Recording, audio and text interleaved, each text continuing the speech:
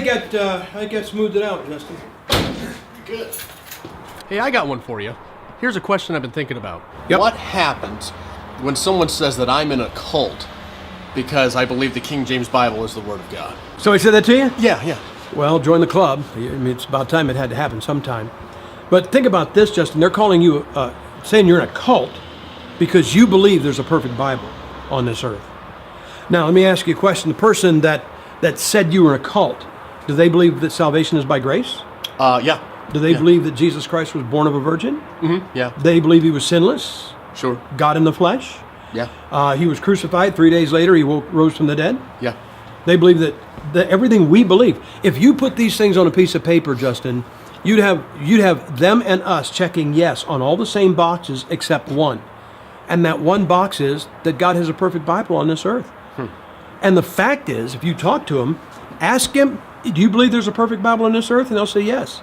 Ask him to show it to you, put it in your hand, and all of a sudden it evaporates. It doesn't exist anywhere. And it embarrasses them that we say the Bible's perfect and can put it in your hand. So they have to call us a cult to try to marginalize us and take the pressure off of them. Gotcha. Sure. Hey, how about hand me the air cleaner? Sure. Justin, I've got to go see the preacher this afternoon. Why don't you just go with me? We'll jump in this thing. We'll go on over there and see him. And I'll let you bounce your question off of him, mainly because I don't mind answering your questions, but it's good for you to get answers from more than one place. You know, one of the things about a cult is they've always got one grand poobah who answers all the questions. Huh. And I don't want to be that to you. I'd like you to hear what a pastor has to say. We'll jump in this, and you can bounce that off of him, okay? Sounds good. All right.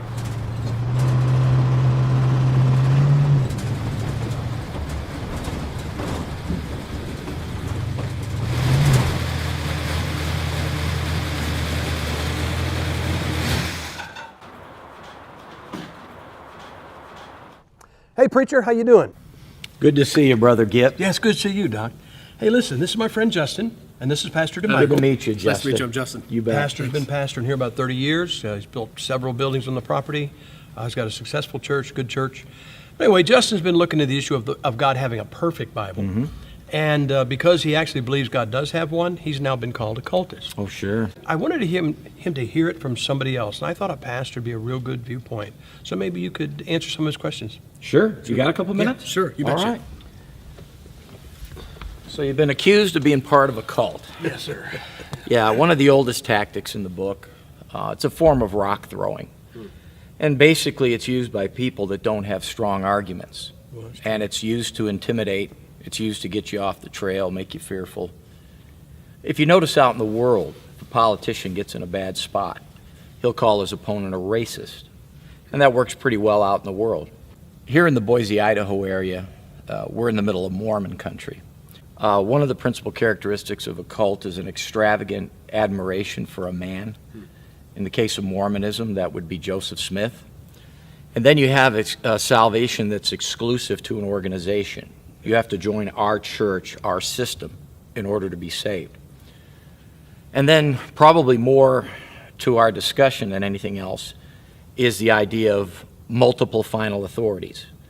When the Mormon missionary comes to your door, he'll talk to you about the Bible, and he'll say he believes the Bible.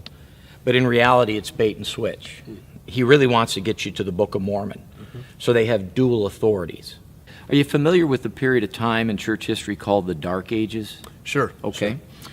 During that time, the Roman Catholic Church in Europe would intimidate the reformers by calling them things like Lutherans, meaning you're following Martin Luther. In other words, they were saying anybody that broke away from the Catholic Church to become a reformer could be part of a cult. They did the same with John Calvin, and they called them Calvinists. Of course, who really was part of a cult? When you consider the way the Roman Catholic Church venerates the Pope and calls him the Vicar of Christ, really sounds like the pot's calling the kettle black. Mm-hmm. Yeah. Justin, those that are accusing you of being part of a cult, do they believe in the Bible the way we do as Bible believers? In other words, it's perfect, there's no errors in it? Or would they suggest that there are errors in the Bible? They think there's some errors. Okay. Stop and think about it for a second. They're saying you're part of a cult for believing in the final authority of a perfect book. but then they're standing in judgment of that book. As a student of the Word of God, we submit ourselves to a perfect book. When someone says there's mistakes in it, then they're inferring that they know what those mistakes are and how to correct them. It almost puts them in the place of the Word of God. Right. Justin, think about this. When you arrive at your final conclusion, do you want to have arrived there because you were drawn there by the truth, or you were driven there by somebody calling you a name? That's exactly what this is. You're not believing what they want you to believe, so they're going to call you a name. You know, where the pastor and I went to college, we went years apart.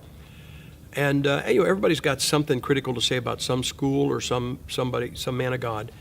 But when he graduated, the president of the college said this: when you leave here, you take your authority with you under your arm, talking about the Bible.